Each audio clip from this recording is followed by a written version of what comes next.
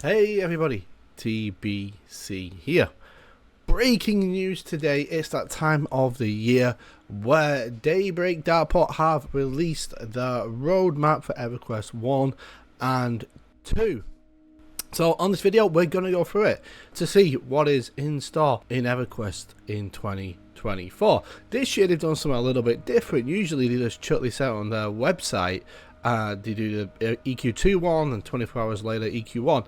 Not this time, with it being the year of Darkpaw. They've gone out to media, and it was PC Gamer that had this exclusive big news breaking on their website. So let's get right on into it. So here you are. They do this every year. They certainly in the last few years they've started doing this, letting you know what is going to be coming in the games over the next year. And honestly, they've been a little bit sparse. Certainly last year's was very sparse, didn't have much on it.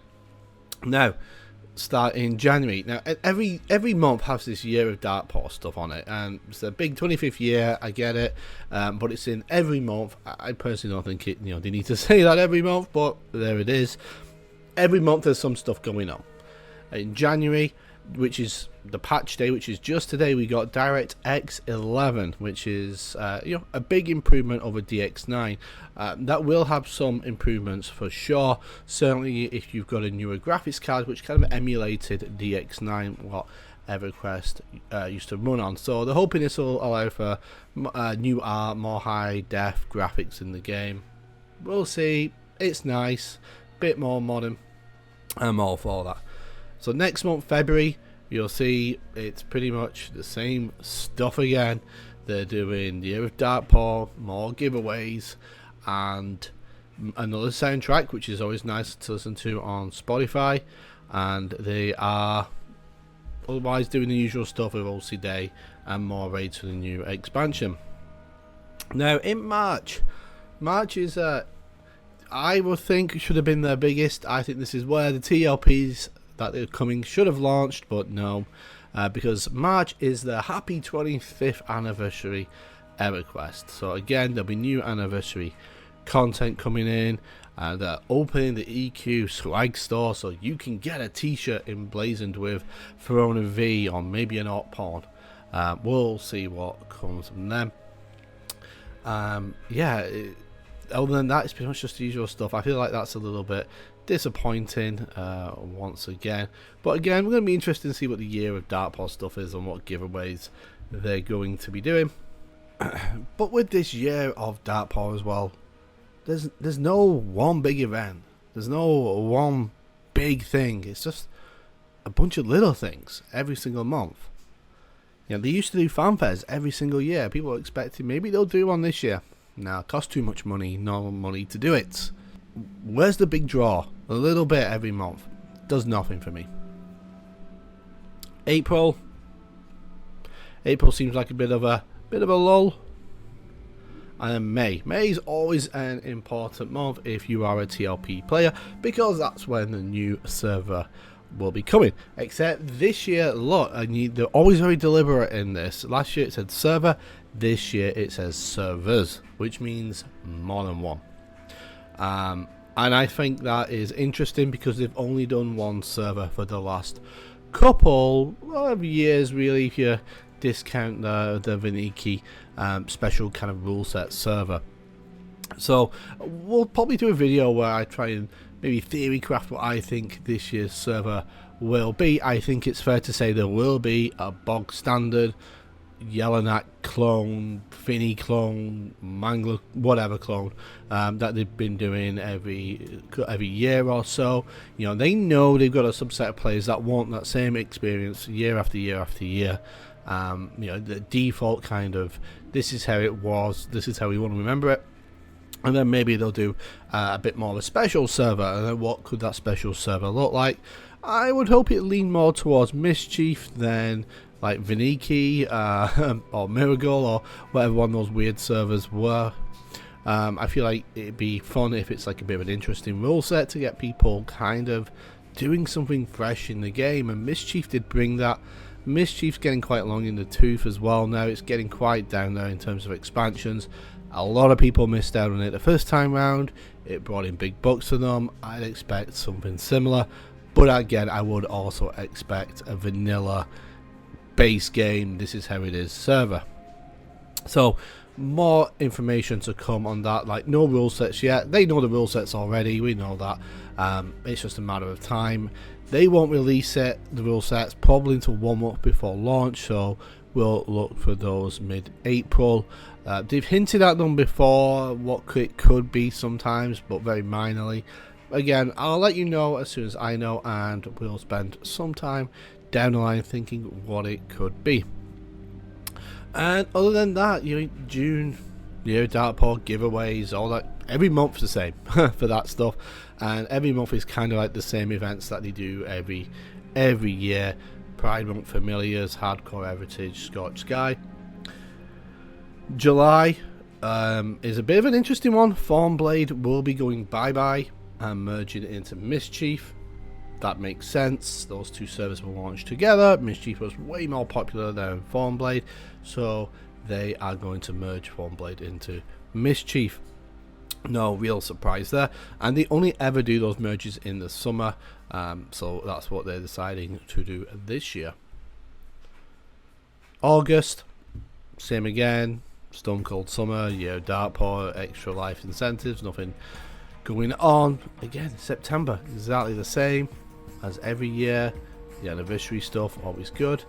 October, the new expansion, which will 100% be connected to Larian's Song and that inn and all that kind of good stuff. They tend to been doing this for the last 2 years, doing kind of 2-year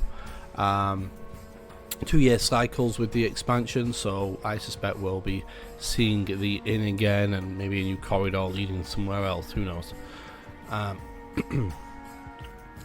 November, happy 20th anniversary EverQuest 2. Yay, EverQuest 2, it still exists. And finally, December, Crossfell, Darkpaw giveaways, whatever. Except that's not it this year. They've also put this little box down in the bottom right corner. And at first you're like, whatever, little box, server performance issues, ongoing conversion of Windows to the new UI engine, and the sooner they finish that the better, because the UI is a mess right now with some Windows in the new, some Windows in the old, they overlap horribly, so please get on that and get that please finished. And then right at the last one, anti-cheat improvements. Two ways of looking at this in my opinion. One, it's kind of to get rid of those kind of false positives, and how they're scanning and looking for it now. You've heard of accounts being banned that haven't played in 6, 7, 8, 9 months, even longer sometimes, just because they might be coincidentally linked to another account is usually the reason why. Or maybe they're looking at ways to stamp down on the automating, on the botting, on the people getting around the TLP locks. So you would imagine they're going to be looking ideally at what third-party softwares there are, how it interacts, and how they can detect it and ban those accounts potentially. We know a lot of people have a lot of chatter about the cheaters in the game, about those people that have been doing exploits, about those people that abuse the economy, and I think it's good to see that potentially they've actually heard and listened to their player base. And bear in mind, it definitely hit their bottom dollar this in 2023. 100% it did. Oakwind was pretty smooth sailing, wasn't the most popular server ever, wasn't the least popular server ever, it was certainly better than Yellowknack. And then the dupe happened, and almost instantly 50% of the player base was gone. 50% of their income from that server was gone, and they need the TLP servers a lot. It accounts for a very sizable portion of their player base, not necessarily those that play live, but the TLPs. People buy XP potions, people buy bags year after year after year. These are servers that they can rely on to bring them money to help fund the new expansions, and we'll see. And they lost a lot when Oakwind really almost practically failed. It almost did. I'm still there, I'm still having fun in Planes of Power and still raiding. But also, the cynic in me with this anti-cheat stuff, are they really going to ban those bot crews that operate 40, 50, 60 accounts? 40, 50, 60 subs? 40, 50, 60 chrono clicks a month? Are they really going to toss away and ban that person running those bots? Because that's a lot of income. That's just the cynic in me. Are those the people they're going to be targeting? Or is it the people running the Harry Potter maps? What do you think? So yeah, that's kind of it for the 2024 development roadmap. Overall, a little bit of a the Year of Darkpaw is the thing that they're obviously hanging their hat on. There's a new tower thing in North Row, which has lots of new quests, and will continue to have new quests every month. Obviously, they want to sell swag, another income stream for them, and they're going to be selling items. If you look, they're always selling the previous month's items the following month. So January's giveaway item you can buy in February.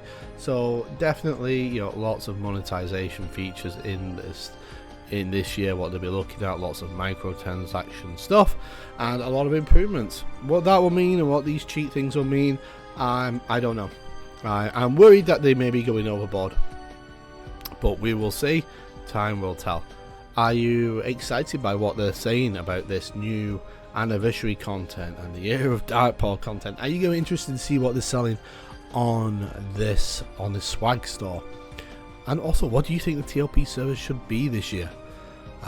Like I said, I'm leaning more towards one vanilla server and one special kind of mischief, maybe accelerated expansion rule set, potentially. We will see, and lots more to come on that. Let me know down in the comments below. If you enjoyed the video, hit that like and subscribe. It will of course let you know when I make a new video. Other than that, I am the Brick Canuck, and I hope that you have a fantastic day.